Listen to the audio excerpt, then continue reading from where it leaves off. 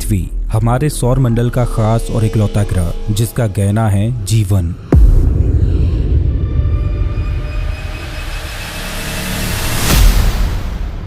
जल, थल और आकाश, पृथ्वी के कोने कोने में जीवन थिरक रहा है। कहीं पर गहरे समुद्र हैं तो कहीं पर धूल से भरे रेगिस्तान, तो कहीं पर आकाश को छूती हुई पर्वतमालाएं। बड़ा ही अनोखा है हमारा ये ग्रह, लेकिन जितना अनोखा ये ग्रह है उतनी ही अनोखी वो घटनाएं भी थीं जिनकी बदौलत आज पृथ्वी ने ये रूप धारण किया। अगर हम पृथ्वी के अतीत में झांक कर देखें तो हमें दिखाई देंगी वो घटनाएं जो कि महाप्रलयकारी थी, जिन्होंने पृथ्वी को निर्मित किया। अगर अतीत में वो चमत्कारी घटनाएं ना घटती तो आज ना हमारा सूर्य होता, ना पृथ्वी होती और ना ही जीवन का कोई अस्तित्व होता। पृथ्वी का अतीत रोमांच से भरा हुआ है कि कैसे हमारे इस ग्रह का निर्माण हुआ। वो कौन सी चमत्कारी घटनाएं थीं जिन्होंने पृथ्वी के निर्माण में अपनी अहम भूमिकाएं निभाई। नमस्कार दोस्तों, मैं श्याम तोमर स्वागत करता हूं आपका इस वीडियो में। आज से 460 करोड़ साल पहले, अभी आप अपनी स्क्रीन पर जो तस्वीर देख रहे हो वो एक नेबुला की है। नेबुला एक बहुत बड़ा क्लाउड होता है जो कि गैस, डस्ट और छोटे छोटे पार्टिकल से मिलकर बना होता है। ये कोई आम क्लाउड नहीं बल्कि ये घर है तारों का, जो कि हजारों प्रकाश वर्ष में फैला होता है।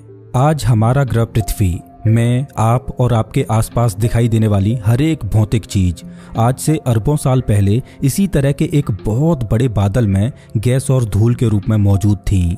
आगे चलकर इन गैस और धूल के बादलों से हमारा सूर्य, प्लैनेट्स, एस्ट्रॉइड्स, धरती और इस पर थिरकता हुआ जीवन, ये सब बनने वाले हैं। इस क्लाउड में एक अदृश्य शक्ति छुपी हुई है जो इन गैस और धूल के बादलों को हमारी आज की दुनिया में बदल देगी, और उस अदृश्य शक्ति का नाम है गुरुत्वाकर्षण यानी ग्रेविटी। वही ग्रेविटी जिसकी वजह से सेब धरती पर गिरता है, वही ग्रेविटी जो हमें धरती से बांधे रखती है। इसी ग्रेविटी ने हमारी दुनिया का निर्माण किया। आप ये बोल सकते हो कि अगर ग्रेविटी ना होती तो हमारी दुनिया कभी बनती ही नहीं। ग्रेविटी की वजह से गैस और धूल से बना ये सोलर नेबुला सिकुड़ने लगा और ये प्रोसेस अगले 1 करोड़ सालों तक ऐसे ही चलता रहा। लेकिन उसी दौरान एक अद्भुत घटना घटती है। इस क्लाउड से बहुत दूर मौजूद एक तारे में सुपरनोवा विस्फोट होता है, जिसकी शॉक वेव ने इस क्लाउड में एक हलचल पैदा कर दी।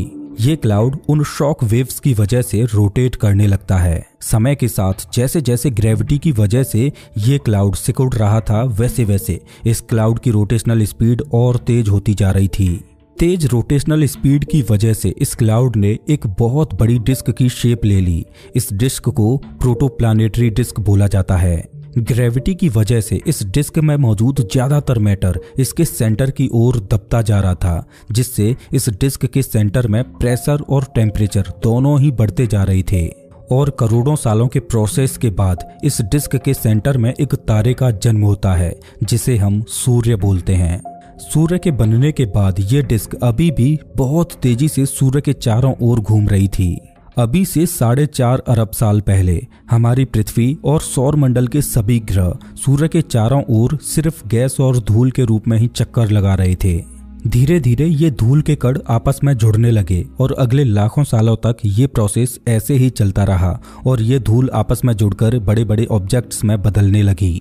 जैसे जैसे ये ऑब्जेक्ट्स बड़े होते जा रहे थे वैसे वैसे इनकी ग्रेविटी भी बढ़ती जा रही थी, जिससे ये आकाशीय पिंड और तेजी से डिस्क में मौजूद गैस और धूल को अपने अंदर खींचते जा रहे थे।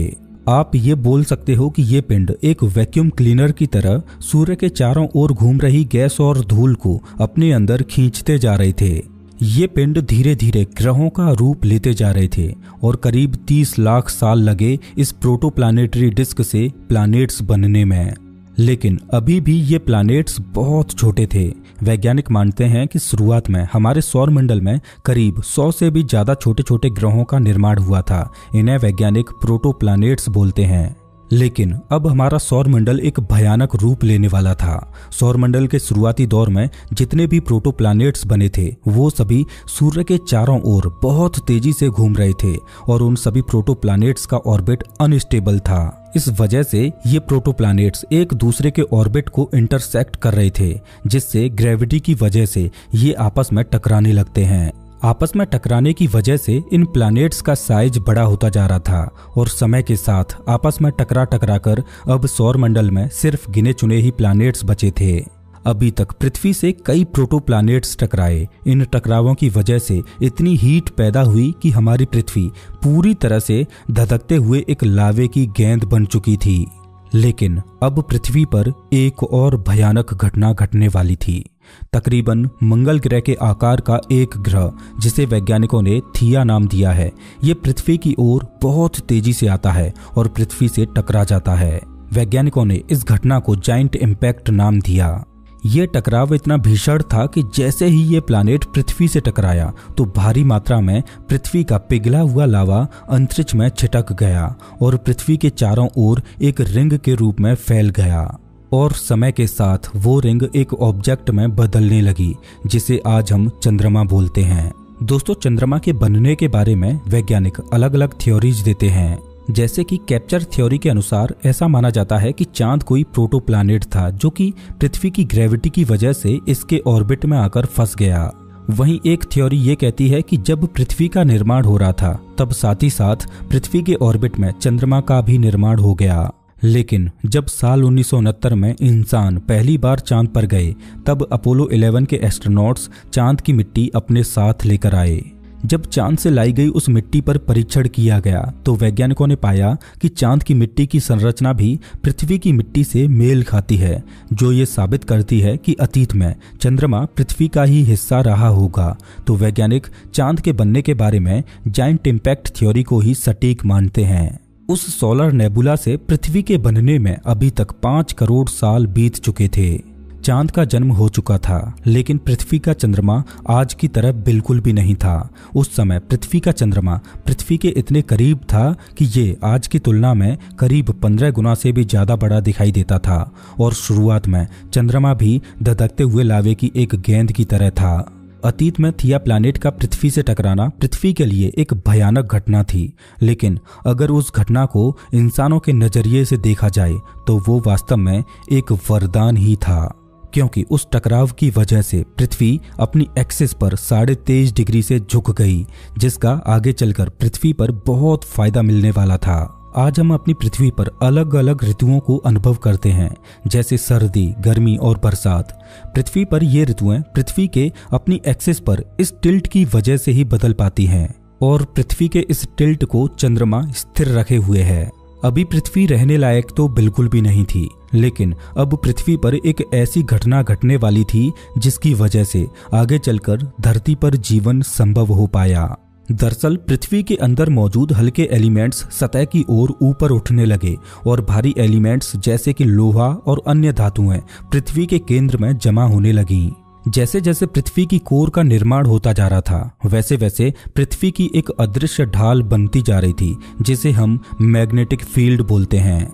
दोस्तों, अगर पृथ्वी का मैग्नेटिक फील्ड ना होता तो आज पृथ्वी पर जीवन का नामो निशान भी ना होता, क्योंकि सूर्य से लगातार सोलर तूफान निकलते रहते हैं, जिनमें मौजूद चार्ज पार्टिकल्स पृथ्वी की ओर गोली से भी तेज रफ्तार से आते हैं। लेकिन पृथ्वी का magnetic field in charge particles को धरती पर आने से रोकता है। अगर पृथ्वी का मैग्नेटिक फील्ड ना होता तो ये सौर हवाएं पृथ्वी के वायुमंडल को खत्म कर देती, पृथ्वी पर मौजूद समुद्रों को सुखा देती। तो आप सोचकर देखिए कि बिना मैग्नेटिक फील्ड के क्या धरती पर जीवन संभव हो पाता। धरती धीरे धीरे ठंडी होती जा रही थी और इसकी अलग अलग लेयर्स बनती जा रही थी। पृथ्वी की क्रस्ट का निर्माण होने लगा था। दोस्तों, पृथ्वी के बनने के इस प्रोसेस में अभी तक पृथ्वी का मैग्नेटिक फील्ड बन चुका था और पृथ्वी का चंद्रमा भी जन्म ले चुका था, लेकिन अभी भी पृथ्वी पर एक जरूरी चीज की कमी थी, पानी। अभी तक पूरी पृथ्वी एकदम बंजर और वीरान थी, जिस पर समुद्र तो मौजूद थे लेकिन धधकते हुए लावे से भरे हुए। पृथ्वी अपनी धुरी पर इतनी तेजी से घूम रही थी कि उस समय पृथ्वी के दिन और रात महज 6 घंटे के होते, जहां 3 घंटे का दिन तो 3 ही घंटे की रात होती। जहां इनर सोलर सिस्टम में रॉकी प्लैनेट्स का निर्माण हो रहा था, तो वहीं आउटर सोलर सिस्टम में बड़े बड़े गैस जाइंट्स का निर्माण हो रहा था। साथ ही निर्माण हो रहा था कॉमेट्स और एस्ट्रॉइड्स का, और इन कॉमेट्स और एस्ट्रॉइड्स में मौजूद थे मिनरल्स और पानी। लेकिन ये कॉमेट्स पृथ्वी से बहुत दूर एस्ट्रॉयड बेल्ट में मौजूद थे जो कि सूर्य की परिक्रमा कर रहे थे। इस समय तक हमारे सौर मंडल के सबसे बड़े गैस जायंट जुपिटर का भी निर्माण हो चुका था। जुपिटर की ग्रेविटी इतनी ज्यादा थी कि इसने सौर मंडल में खलबली मचा दी, जिसका असर हमारी पृथ्वी पर भी होना था और पृथ्वी को एक बहुत बड़ी महाप्रलय से गुजरना था। दरअसल जुपिटर की ग्रेविटी की वजह से जो बड़े बड़े एस्ट्रॉइड्स और कॉमेट्स सूर्य के चारों ओर एक सर्कुलर पाथ में परिक्रमा कर रहे थे, उन सभी बड़े बड़े एस्ट्रॉइड्स और कॉमेट्स ने जुपिटर की ग्रेविटी से प्रभावित होकर अपने सर्कुलर पाथ को छोड़कर अब इलिप्टिकल पाथ में सूर्य की परिक्रमा करना शुरू कर दिया।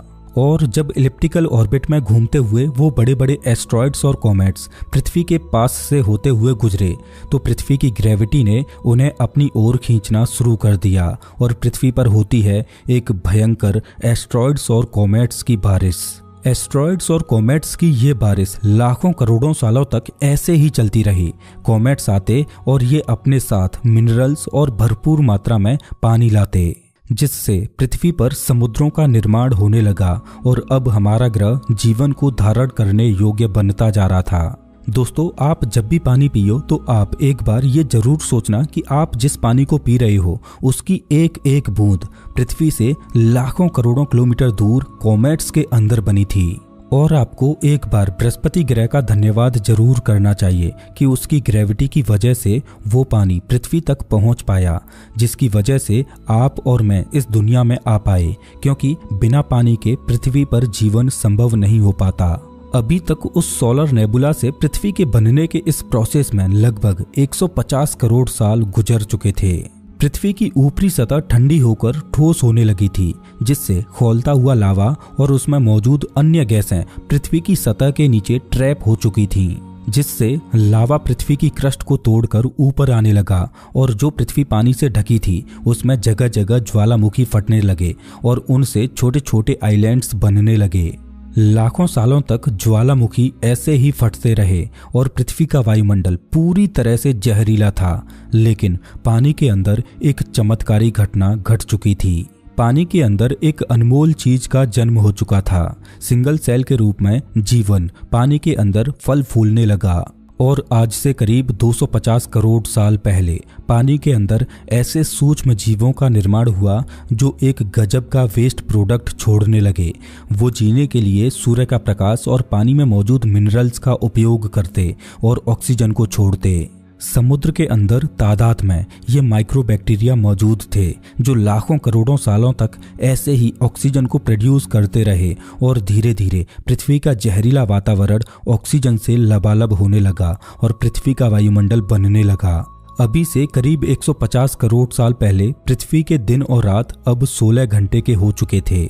अभी तक पृथ्वी के बनने के इस सफर में करीब 300 करोड़ साल गुजर चुके थे, लेकिन अभी भी जीवन पानी के अंदर केवल सिंगल सेल के रूप में ही पनप रहा था। समय गुजरता जा रहा था, लेकिन पृथ्वी के अंदर एक उथल पुथल मची हुई थी, जिस वजह से पृथ्वी की टेक्टोनिक प्लेट्स आपस में खिसकने लगीं, जिससे पृथ्वी में बहुत बड़ी बड़ी दरार हो गई और ये घटना लाखों सालों तक ऐसे ही चलती रही, जिससे पृथ्वी के अंदर मौजूद लावा खुले में उबलता रहा। साथ ही साथ पृथ्वी पर जगह जगह वोल्केनो भी फट रहे थे, जिससे पृथ्वी के वायुमंडल में कार्बन डाइऑक्साइड की मात्रा बढ़ती जा रही थी, जिससे पृथ्वी पर एसिड रेन शुरू हो जाती है और ये लंबे समय तक चलती रहती है। लगातार एसिड रेन की वजह से तापमान इतना कम हो गया कि पृथ्वी पर मौजूद पानी जमने लगा और पूरी पृथ्वी पर बर्फ जम जाती है और पृथ्वी आइस एज में चली जाती है और लाखों सालों तक पूरी पृथ्वी ऐसे ही बर्फ से ढकी रहती है। लेकिन ज्वालामुखी पृथ्वी पर शांत होने का नाम ही नहीं ले रहे थे। ज्वालामुखियों से निकलने वाली गर्मी ने पृथ्वी पर जमी बर्फ को फिर से पिघलाया। धीरे धीरे जीवन एक जटिल रूप धारण करता जा रहा था और पृथ्वी का वातावरण इस जीवन को धरा पर सजोने लायक होता जा रहा था। एक तरफ जीवन समय के साथ अपने आप को इवॉल्व करता जा रहा था, तो वहीं दूसरी ओर पृथ्वी नए नए बदलावों से गुजरते हुए आज का रूप लेती जा रही थी। दोस्तों, समय के साथ पृथ्वी का केवल बाहरी आवरण ही नहीं बदल रहा था, बल्कि पृथ्वी का इनर स्ट्रक्चर भी बदलता जा रहा था और पृथ्वी की अलग अलग लेयर्स बनती जा रही थी। ऊपरी लेयर बनी क्रस्ट जो कि 8 से 40 किलोमीटर तक मोटी है। आपको बता दूं कि पृथ्वी की क्रस्ट की मोटाई कॉन्टिनेंट्स पर ज्यादा होती है और समुद्र में रिलेटिवली कम होती है। पृथ्वी की क्रस्ट के नीचे जो लेयर बनी उसे मेंटल बोला जाता है, जो कि करीब 2900 किलोमीटर तक मोटी है। मेंटल के नीचे मौजूद है पृथ्वी की कोर, और पृथ्वी की कोर भी 2 भागों से मिलकर बनी है, आउटर कोर और इनर कोर, जहां आउटर कोर लिक्विड फॉर्म में है और इनर कोर ठोस अवस्था में है। आपको बता दूं कि पृथ्वी की कोर का तापमान लगभग सूर्य की सतह के बराबर है, जो कि 6000 डिग्री सेल्सियस है। इस टेम्परेचर पर पृथ्वी की इनर कोर में मौजूद आयरन और निकल को पिघल जाना चाहिए था, लेकिन पृथ्वी की ग्रेविटी की वजह से इसके केंद्र में इतना दबाव है कि 6000 डिग्री सेल्सियस तापमान होने के बावजूद भी इनर कोर ठोस अवस्था में है। वास्तव में अतीत में पृथ्वी पर ऐसी चमत्कारी घटनाएं घटी जिनकी बदौलत आज हम इस धरा पर श्वास ले पा रहे हैं। जिस तरह से पृथ्वी ने धूल और गैस के बादलों से निर्मित होकर समय के साथ इवॉल्व होते हुए आज की शक्ल ली, उसी तरह पृथ्वी पर मौजूद जीवन भी सिंगल सेल से इवॉल्व होते हुए एक जटिल रूप धारण करता गया। जीवन का इवोल्यूशन पृथ्वी पर अलग अलग शाखाओं में इस प्रकार इवॉल्व हुआ कि भिन्न भिन्न प्रजातियों ने पृथ्वी को जीवन से सजो दिया, और आज हम इंसान भी पृथ्वी पर मौजूद करोड़ों प्रजातियों में से एक हैं। हम इंसानों का इवोल्यूशन भी एक चमत्कारी घटना है कि कैसे हम इंसान सिंगल सेल से इवॉल्व होते हुए आज के इंसान बने। वो कौन कौन सी चमत्कारी घटनाएं थीं, अगर वो ना घटती तो आज हम इंसानों का इस धरती पर वर्चस्व ना होता। दोस्तों, इंसानों के इवोल्यूशन को आप स्क्रीन पर दिखाई दे रही इस वीडियो पर क्लिक करके देख सकते हो। मैं आपको वहीं मिलता हूँ।